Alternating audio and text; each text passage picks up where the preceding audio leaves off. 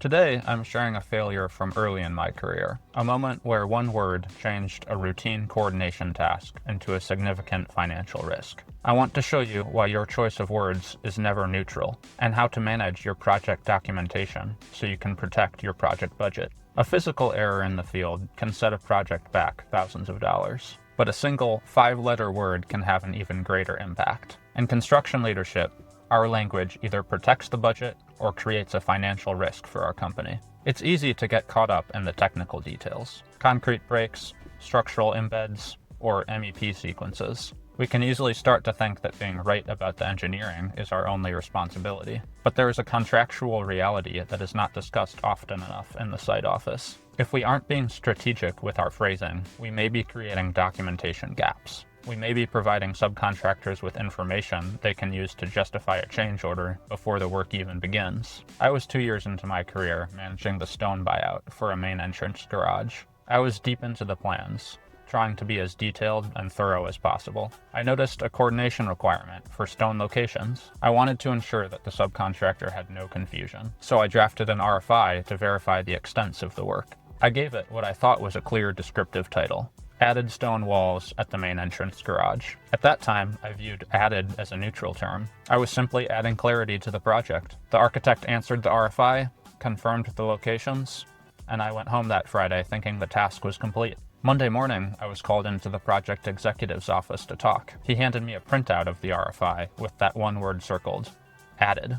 He explained the financial consequence that I had just triggered. While the stone sub wasn't under contract yet, the framer and the drywall installer was. By using the word added in official project documentation, I had created a significant gray area. It wasn't that I had officially agreed to a change order, but I had created a paper trail that favored the subcontractor's argument. It made it easier for them to claim that this was new scope, and it made it more difficult for my team to justify that the added costs weren't warranted. The framing sub saw that RFI and immediately saw an opportunity. They immediately issued a claim for heavier gauge studs and tile backer board. Because I had used that one word, it turned a base scope requirement into a $10,000 change order. It made it much harder for our team to defend our original position. That day taught me that being a project manager isn't just about confirming a detail or clarifying a coordination gap. Managing a contract requires a high level of thought and intention in the way we use our words. You are the administrator of the contract.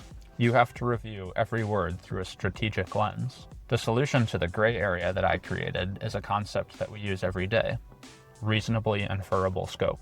For most subcontracts, the subcontractor is responsible for providing everything necessary to produce the intended result shown in the drawings. If a stone wall is shown, the builder knows it needs studs and backing. The problem wasn't my technical knowledge, it was my phrasing.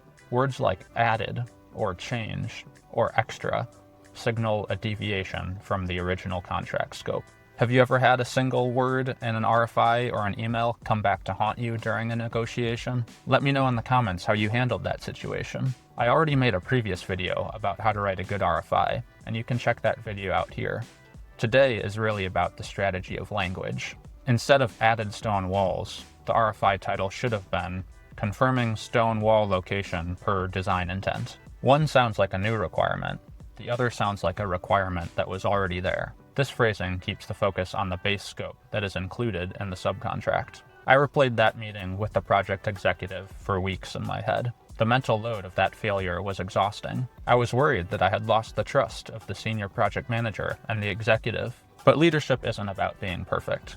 It's about the responsibility of ownership. When I realized the mistake I had created with my phrasing, I didn't hide the RFI or try to blame the subcontractor for being opportunistic. I went to the PM managing the change orders and admitted the error.